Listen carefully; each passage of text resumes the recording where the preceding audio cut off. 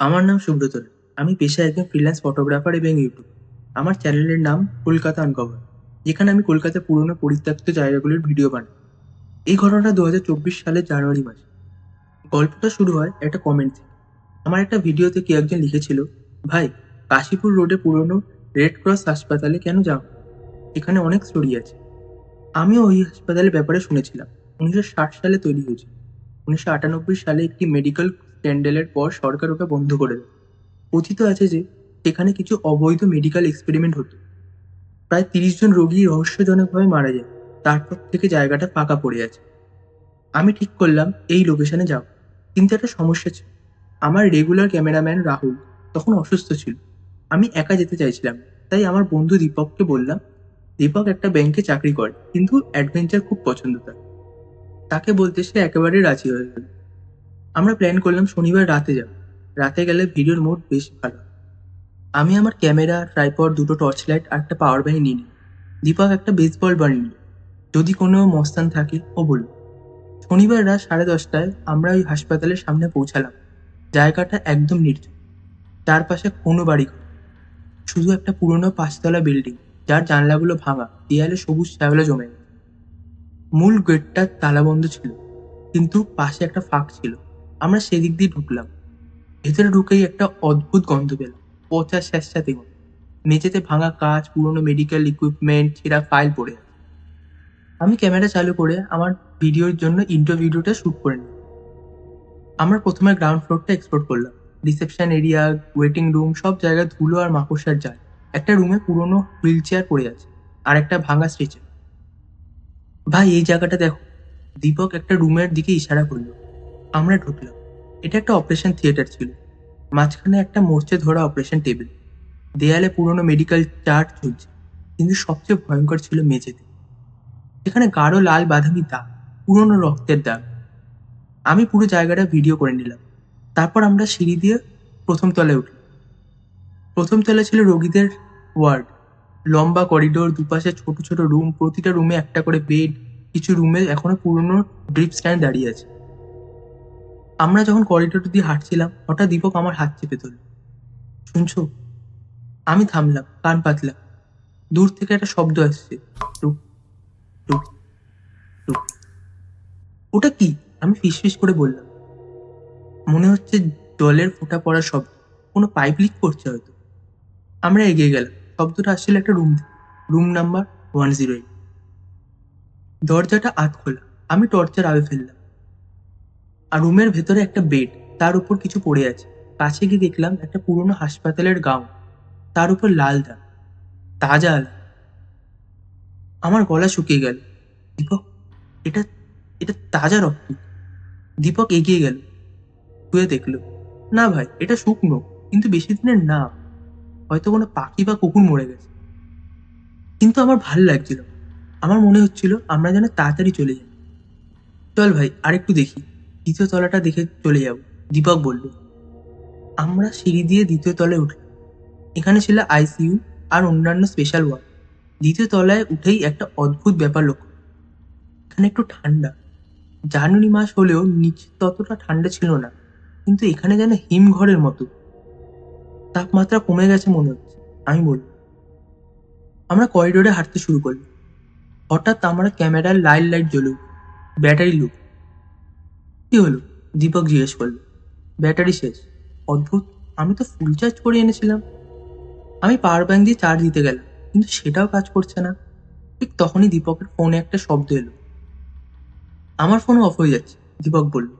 100% charge ছিল, এখন দেখা যায় 5%। একটা খারাপ ফিলিং হলো। আমি বললাম, চল ভাই, এবার নামি। কিন্তু তখনই একটা শব্দ শুনলাম, খুব পরিষ্কার শব্দ। একটা বাচ্চা কাঁদছে। আমরা দুজনেই থমকে গেলাম। শব্দটা আসছে করিডোরের শেষ থেকে। কেউ আছে এখানে, দীপক ফিসফিস করে বলল। হয়তো কোনো বাচ্চা হারিয়ে গেছে, আমি বললাম। যদিও মনে হচ্ছিল না। তো রাতে এই জায়গায়। আমরা শব্দের দিকেই গেলাম। করিডোরের শেষে একটা ডবল ডোর, তার উপর লেখা আইসিইউ, অথরাইজড পার্সোনাল অনলি। কান্নার শব্দ আসছে ওই দরজার পিছন থেকে। আমি দরজা ঠেলে খুললাম। ভেতরে একটা বড় হল, প্রায় 20টা মতন বেড। প্রতিটা বেডের পাশে পুরনো মনিটর, ভেন্টিলেটর, অন্যান্য মেশিন। কান্নার শব্দ থেমে গেছে। "তো আছো?" দীপক জোরে ডাকলো। কোনো উত্তর এলো না।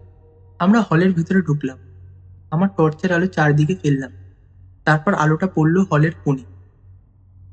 সেখানে একটা বেড, আর সেই বেডের পাশে কেউ একজন দাঁড়িয়ে আছে। একটা মহিলা, সাদা হাসপাতালের গাউন পরা, পিঠ ফেরানো আমার দিকে। আমার হার্টবিট বেড়ে গেল। "হ্যালো, আপনি কে?" মহিলাটা ধীরে ধীরে ঘুরল, আর সেই মুহূর্তে আমি যা দেখলাম সেটা আমি কোনোদিনও ভুলব না। তার মুখ ছিল না।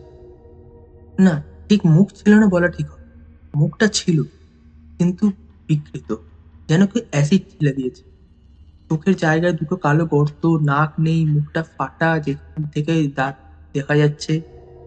আমি চিৎকার করে উঠলাম। দীপকও দেখেছে। "পালা, পালা এখান থেকে!" আমি দীপককে বললাম। আমরা দৌড় দিলাম, কিন্তু পিছন থেকে একটা ভয়ঙ্কর চিৎকার শুনলাম। কান ফাটানো চিৎকার। আমরা করিডোরে বেরিয়ে সিঁড়ির দিকে দৌড়াচ্ছি, কিন্তু হঠাৎ আমার পা আটকে গেল। মেঝেতে তাকিয়ে দেখি একটা হাত, একটা পচা কালো হাত আমার পা ধরে আছে। আমি লাথি মেরে সরে গেলাম। দীপকও আমার হাত ধরে টেনে নিয়ে গেল। আমরা সিঁড়ি দিয়ে নামতে শুরু করলাম, কিন্তু নিচে দেখলাম আরো কিছু ফিগার, ৩-৪টে মানুষের মতন আকৃতি। সবার পরনে সাদা হাসপাতালের গাউন। সবাই ধীরে ধীরে সিঁড়ি দিয়ে উপরে উঠছে। উপরে যাওয়া যাবে না, নিচেও যাওয়া যাবে না, কি করবো? আমি প্যানিকে চিৎকার করলাম। "ওইদিকে ফায়ার এক্সিট!" দীপক একটা সাইন দেখিয়ে বলল। আমরা সেদিকে দৌড় দিলাম। একটা লোহার দরজা, দীপক সেটা ঠেলে খুলল। একটা সিঁড়ি নেমে গেছে।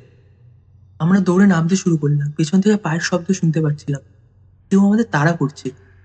গ্রাউন্ড ফ্লোরে পৌঁছে দেখি ফায়ার এক্সিটের দরজা খোলা। আমরা বাইরে বেরিয়ে গেলাম, হাসপাতালের পেছনের দিকে। আমরা দৌড়তে থাকলাম, পিছনে ফিরে তাকালামও না। হাসপাতালের চারপাশে ভাঙা দেয়ালে টপকে বেরিয়ে এলাম। রাস্তায় পৌঁছে আমরা থামলাম, দুজনেই হাঁপাচ্ছি। "কি কি হলো সেখানে?" দীপক জিজ্ঞেস করল। আমি কোনো উত্তর দিতে পারলাম না। আমার পুরো শরীর কাঁপছে। বাড়ি ফিরে আমি সেই রাতে আর ঘুমাতে পারিনি। পরদিন সকালে উঠে ক্যামেরা চেক করলাম। ক্যামেরায় কিছুই রেকর্ড হয়নি। সব ফুটেজ কালো, শুধু অডিও আছে। আমাদের কথাবার্তা, চিৎকার, কিন্তু ভিজুয়াল কিছু নেই। আমি সেই হাসপাতাল নিয়ে রিসার্চ করতে শুরু করলাম। ইন্টারনেটে খুঁজলাম, পুরোনো নিউজ পেপার পড়লাম। তারপর পেলাম একটা খবর। ১৯৯৮ সালে যে স্ক্যান্ডেল হয়েছিল সেটা ছিল একটা ডাক্তারের অবৈধ এক্সপেরিমেন্ট। তার নাম ডক্টর অমল সেনগুপ্ত। সে রোগীদের ওপর নতুন ওষুধ টেস্ট করত, সরকারের অনুমতি ছাড়াই। অনেক রোগী মারা যায়, কারো মুখ ঝলসে যায়, কারো শরীর পচে যায়। যখন ব্যাপারটা প্রকাশ হয়, পুলিশ এসে সব বন্ধ করে দেয়। কিন্তু সবচেয়ে ভয়ঙ্কর তথ্য ছিল, ওই ডাক্তার এখনো বেঁচে আছে। সে পাগল হয়ে গিয়েছিল, একটা মেন্টাল অ্যাসাইলামে আছে। আমি একবার সেই অ্যাসাইলামে গিয়েছিলাম ডাক্তারকে দেখতে। একজন ৮৫ বছরের বৃদ্ধ, হুইল চেয়ারে বসে আছে, চোখ মুখ শূন্য। আমি যখন তাকে হাসপাতালের কথা জিজ্ঞেস করলাম, সে হঠাৎ আমার দিকে তাকিয়ে হাসতে শুরু করলো। "তারা এখনো সেখানে আছে?" সে বলল। "আমার রোগীরা, তারা আমার জন্য অপেক্ষা করছে। আমিও যাবো একদিন তাদের সাথে।" তারপর সে শূন্যে আবার দৃষ্টি হারিয়ে ফেলল। আমি সেদিন বুঝেছিলাম, কিছু জায়গা আছে যেখানে মৃত্যুর পরে মানুষ থেকে যায়। কারণ তাদের কষ্ট এত বেশি ছিল যে সেই জায়গাটা ছাপ ফেলে গেছে। আমি কখনো সেই হাসপাতালে ফিরে যাইনি। কিন্তু মাঝে মাঝে রাতে যখন একা থাকি, মনে হয় আমি সেই কান্নার শব্দ শুনতে পাচ্ছি। সেই বাচ্চার কান্না।